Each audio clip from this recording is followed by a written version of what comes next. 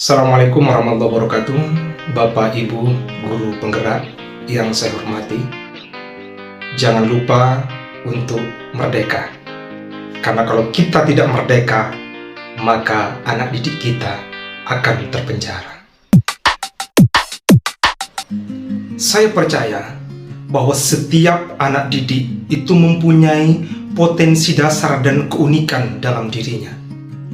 Sehingga saya berusaha untuk mengarahkan anak didik menemukan potensi dan keunikan dalam dirinya.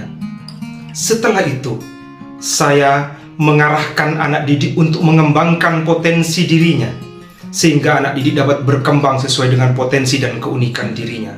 Dan pada akhirnya, mereka bisa berprestasi dan bangga secara individualis terhadap dirinya.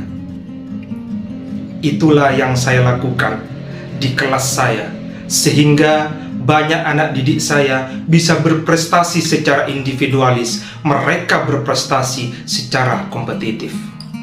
Itu yang saya lakukan sebelum saya mengikuti JKP.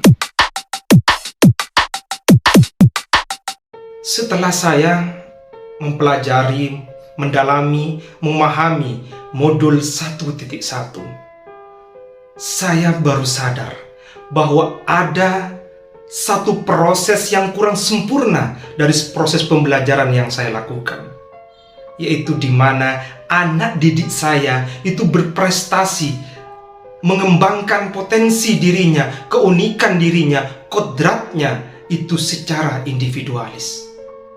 Tentu itu tidak sesuai dengan ajaran Ki Hajar Dewantara, di mana kita harus bergotong royong, kita harus berkolaborasi untuk berhasil secara kolektif. Setelah saya mempelajari modul 1.1, saya berusaha untuk mengarahkan anak didik supaya berkolaborasi, saling menerima dan memberi, supaya mereka saling melengkapi keunikan yang dimiliki oleh masing-masing peserta didik. Dan pada akhirnya, saya sangat merasakan bahwa keberhasilan kolektif itu lebih bermanfaat dibandingkan berhasil secara individualis.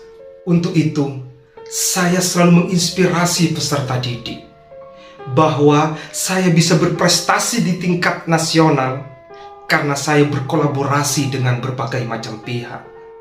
Selain itu, saya juga membersamai anak didik dengan sepenuh hati, karena kehadiran kita bukan hanya secara fisik, tapi juga mendoakan secara batin. Selain itu, saya juga memotivasi anak didik untuk selalu berkolaborasi, untuk saling memberikan solusi, karena seringkali solusi yang kita butuhkan itu bersumber dari orang lain.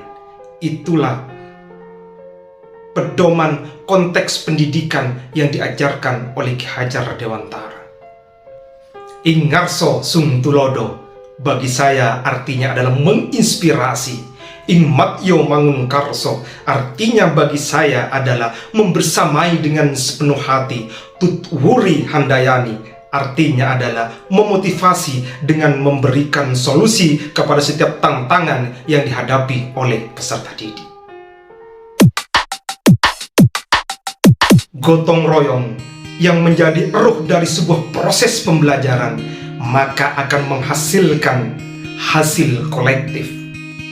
Untuk itu, setelah saya mempelajari modul 1.1 dan memahami, meresapi ajaran Ki Hajar Dewantara, saya semakin percaya diri untuk melaksanakan model Tanian Lanceng yang merupakan model pembelajaran yang saya ciptakan sendiri berdasarkan kearifan lokal Madura.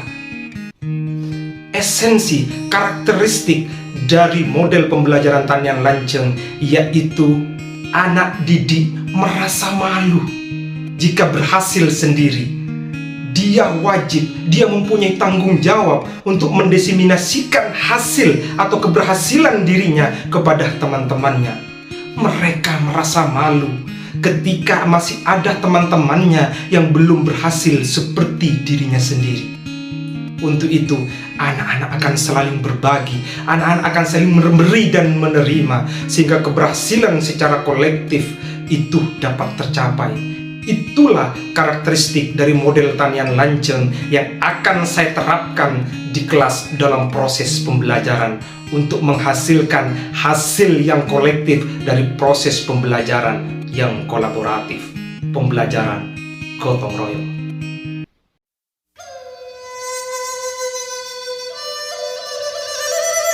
Bapak Ibu calon